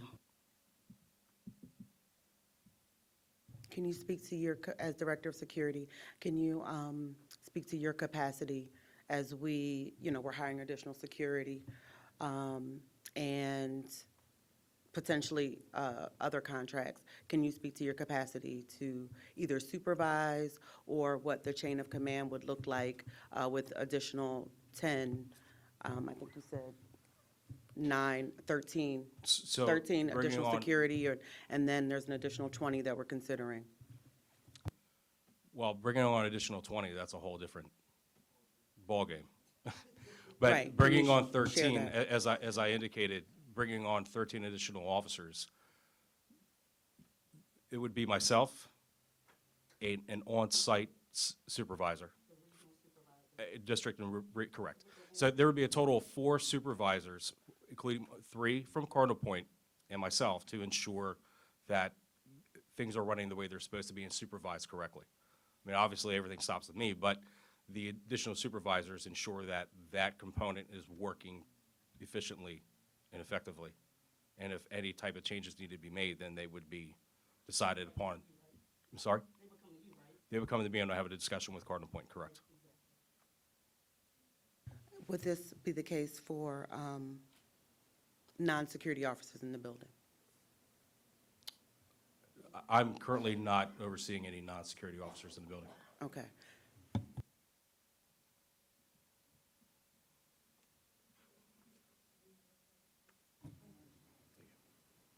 No, that's, all right, thank you. Okay, thank you. Okay. At this time, we have our comment cards. Patrick McGowan.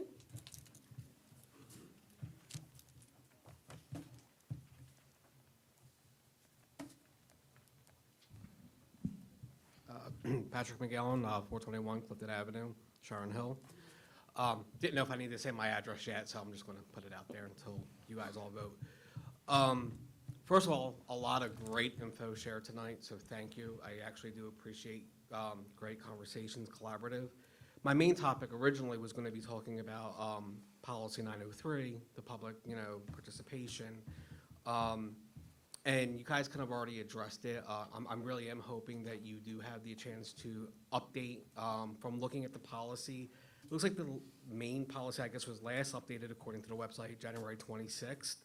But there is also, I guess, an attachment to that policy that kind of bullet points out certain things. That does not look like it has been updated since 2007. So my question, Madam President, if I'm directing it towards you, is looking at the policies when you're updating it, to also look at the attachment that goes along with the policy.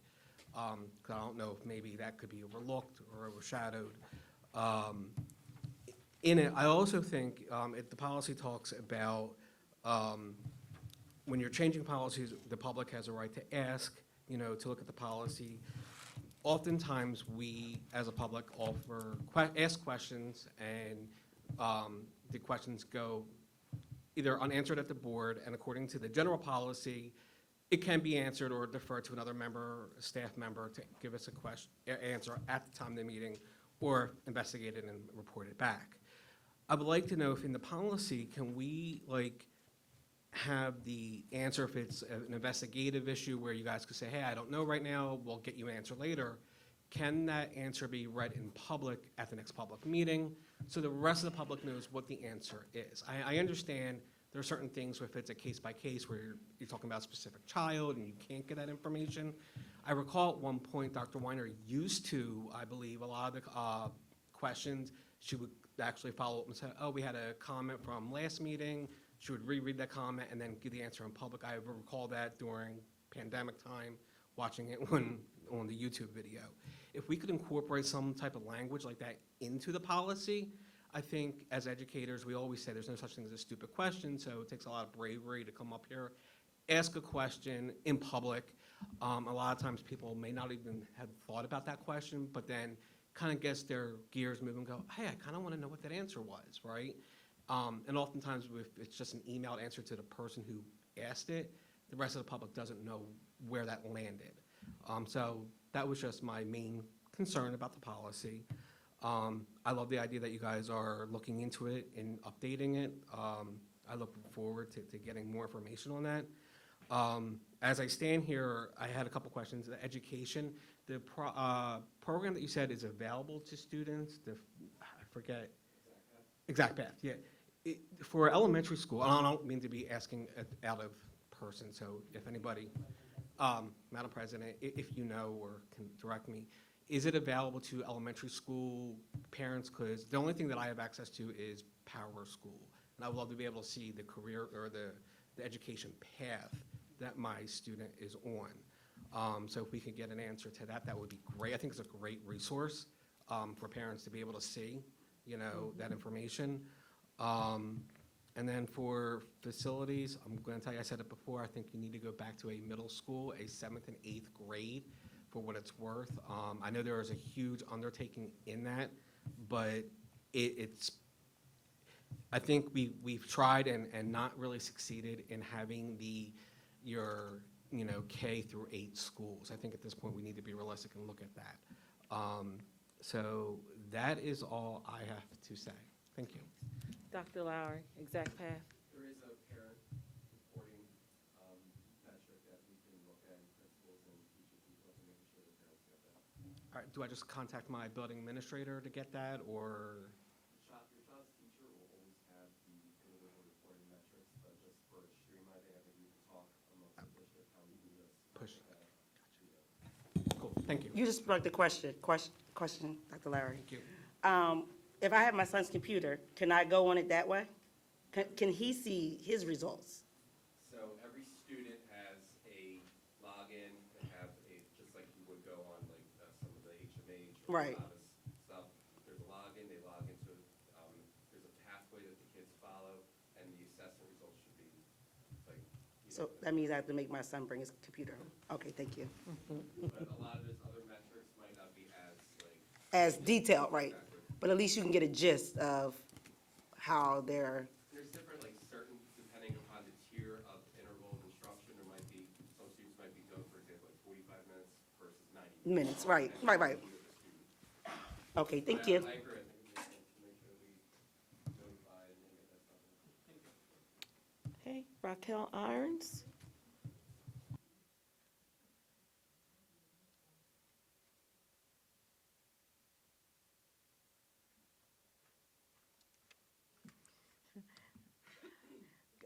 Good evening, Raquel Irons, Burnside Avenue, Sharon Hill, by way of the front office at Academy Park High School.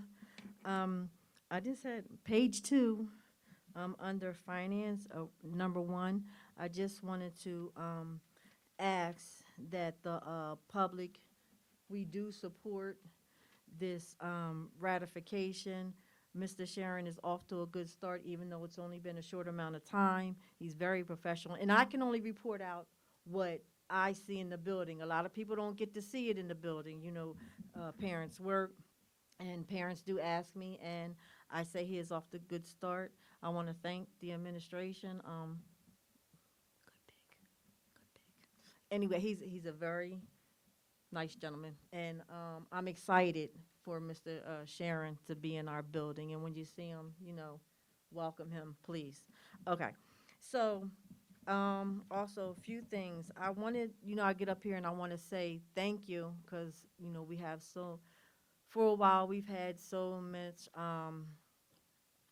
concerning comments, and it's nice to feel that when you are working in the building that you are making a difference, because we are in, everybody here, tirelessly out, is that the word? Yeah, hours of working with the kids.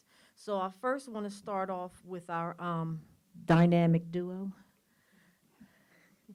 I named them the dynamic duo. They don't know that. Miss McDonald already told you that she's our piece, but we have a auntie of the building, Miss Threadgill. In the morning, she will throw that walkie on that hip like it's a beeper from 1997, and she's off. And when I say she gathers the students together, she gathers the students together. So I want to share with the whole district and anybody that will call me, Ms. Threadgill, Dynamic Duo, Ms. McDonald, they have gotten us through, they have sailed this ship through a rough couple weeks, and I want the board to know. I personally, working for them and seeing them in the building, I know we are moving in that direction that I feel that we would like to go. And excuse me if I run out of time. But I just want to share with this community that we're moving. I think we are. You know, a lot of times we're going to say, we want to get up there and say, "Yo, what are y'all doing? What are y'all doing?" But I can see every day, this is what the board is doing, this is what the administration is doing. So I want to say thank you to my dynamic duo. I'm going to get y'all some shirts. And Mr. Sharon, don't forget Mr. Sharon. Okay, so the next thing I wanted to say is, Ms. Washington, I would like to say thank you. I don't think people know Ms. Washington comes and volunteers in the office and has been before I even got back once a month. So she did come in this month and she did help us and we laughed the whole time. But also I would like to thank you for the donations for the dance. I really appreciate it, and I just wanted to tell you in front of everybody, thank you, and I appreciate your help in the office, and I look forward to laughing again. And I also wanted to say thank you to our administration. What everyone doesn't see is just about every day, I see, if not every day, every other day. First thing well, not the first thing, maybe the first thing at like 7:15, I see Dr. Lowry Smile and a well-dressed Mr. Butler coming through the door, checking on us and making sure everything's okay to get us started in the morning.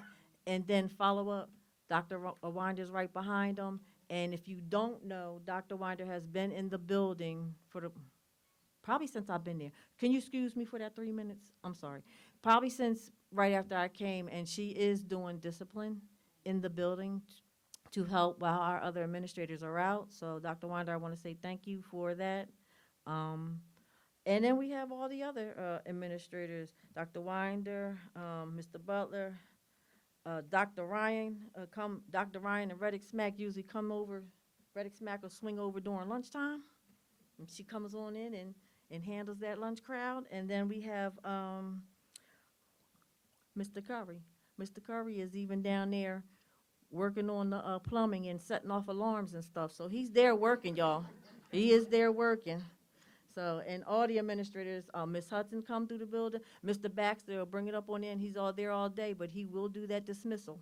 He's out there with the dismissal. So I just want to say thank you to, matter of fact, even Jen, I saw Jen one day before I even came at the desk answering phone. So this is what they are doing. They're not just sitting in the ESC building. They are at the high school. And I just wanted to let you know that this is what I witnessed, you know. The last thing I do want to say is thank you to Mr. Reznov and Mr. Jackson back there. I've dealt with a lot of different people in the booth, and Mr. Jackson, and we have an aide, Ms. Tara, and it is very smooth when Mr. Jackson is in that booth. He can do a transcript request. He can do a blue pass. He'll call me.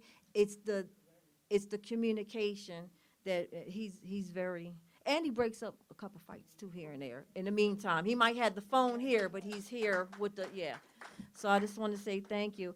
You did ask about the different security guards and how they relate to the kids. I just want to say that there's a group in there now that's temporary, and the kids do like them. I would say even we have one that I know the kids definitely like is, well, we call him X. I believe his name is Xavier. The kids really, they will. Oh, you know Xavier? Okay. So we do have security guards that the kids like and they get to know. I think kids are resilient. And they, you know, once they start, and I'm hoping, like you said, Ms. Perry, that they will stay. But I think that, again, we're on the right path. And I just wanted to shout out. One more minute, Ms. Irons. Y'all won't let me have this mic. It's been so negative now.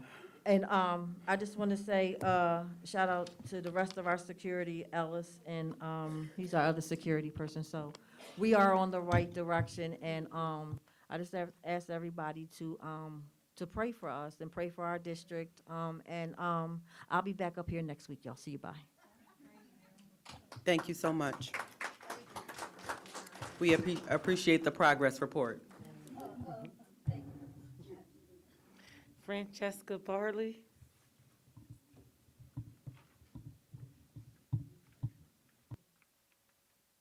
Hi, everybody. Francesca Barley, 418 Lafayette Avenue, Collingdale.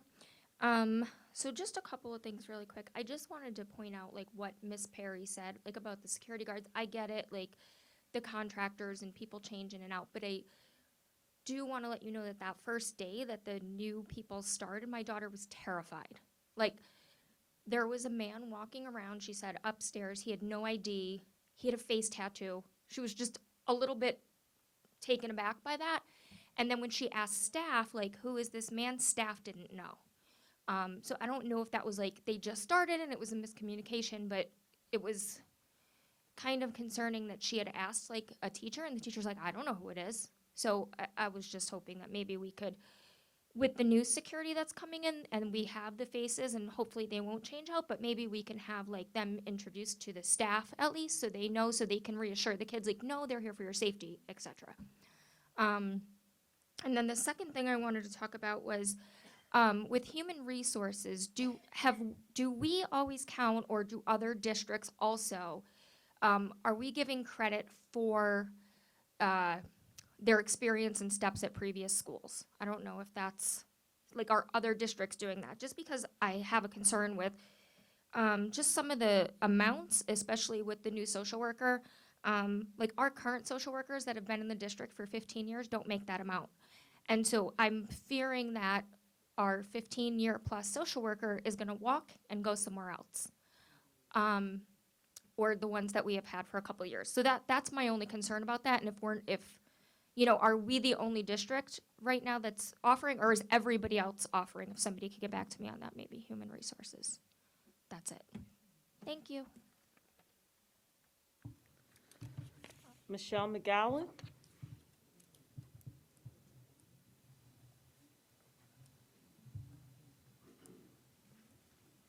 Michelle McGowan, 421 Clifton Avenue, Sharon Hill. First, I want to say to anyone in the public who was offended by the actions following the board meeting, last board meeting, I do apologize for my part in it.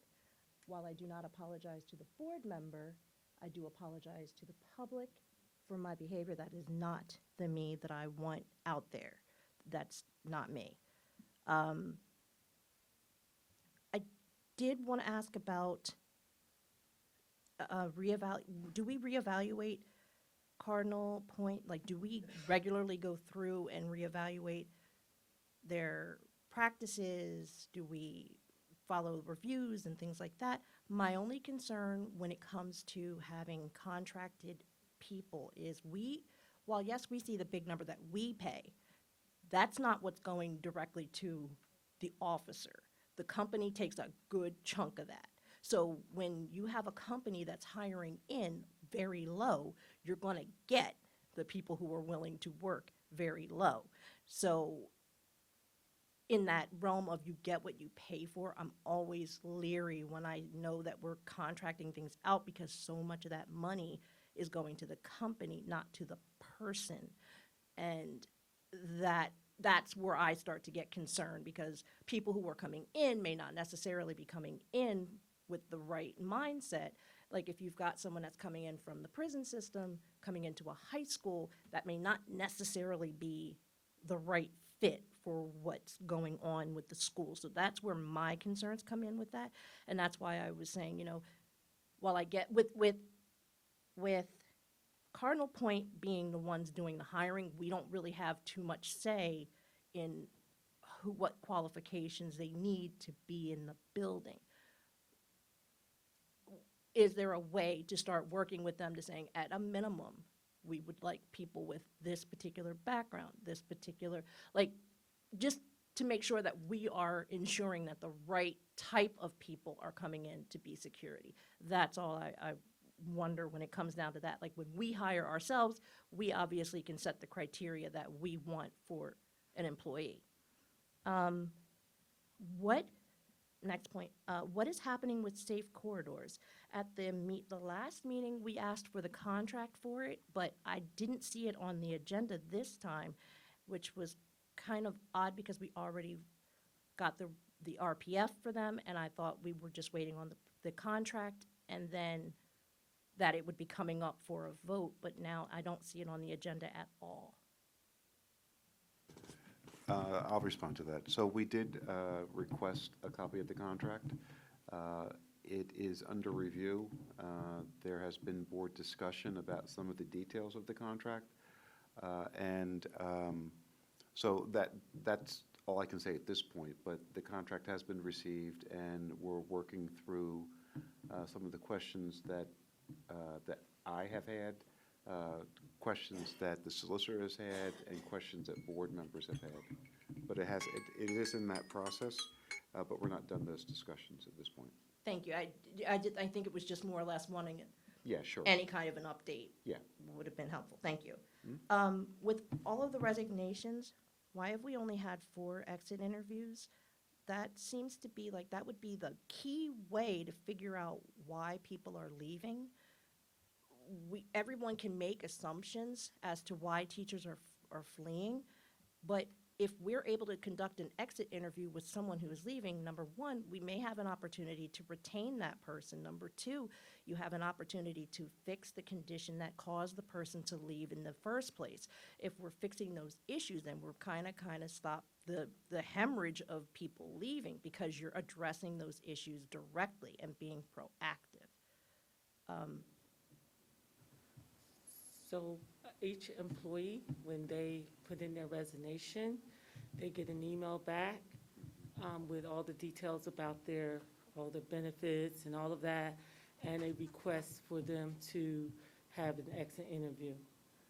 Then the secretary, either mine, if Mr. Baxter's schedule is busy, or his for the most part. And then a secretary will reach out to them, and then sometimes people will schedule an appointment or can make it, and other people choose not to. We don't make it mandatory because we really can't Right. mandate it, but it is offered to everyone that I've seen with a resignation, because that same letter from their resignation is emailed back to them with us copied of all the details and asking them for an exit interview. Like, I understand that I definitely understand. The only thing I would say is, it's one thing to read it in a letter, it's another if someone actually personally reached out and said, hey, just wanted to know, would you like to sit down for an exit interview, personally? Not someone who's just putting it in a form letter with everything else that you're reading, because you're gonna easily miss something. Right, they get a follow-up from that, from a secretary personally. A personal, okay. And then I can only speak for my secretary. If we haven't heard back, I know she'll call the school to say, this. And sometimes people just cut their losses, or, it just depends. Okay, thanks. But we do make more than one attempt. It's not just one letter. Okay, thank you. And really quick, just for the question of emailing comments in and capturing the correct information, like their address and whatnot, can't we create a form on the website for people to submit comments the way that they would want to? Like, if it's an email in, you go to the board, you type in the form. The form is going to ask you for your name, your address, your contact details, and then your email. That way, it's all in a format that it's automatically going to have all of the information that will address the concerns of having that. And the last thing I have is just, are there any plans for mental health resources for the teachers? When it comes down to the professional development days, do we offer anything toward the teachers to help with their mental health? Like, even if it's just a class, like something that is just stress relievers, just to help with their mental health and resources for them to seek outlets, especially during development days where they are able to let down just a little bit. That's all I wanted to say. So we have some offered tomorrow from the PD is offering it. I'm sorry. We are working and partnering with the Pennsylvania Department of Ed. Tomorrow, they're offering about an hour session to each cohort.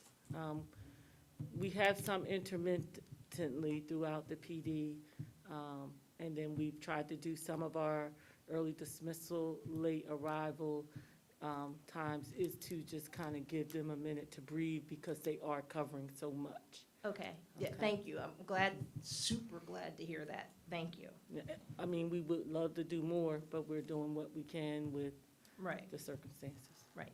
Thank you. Also, running for school board in case anyone wants to sign my petition.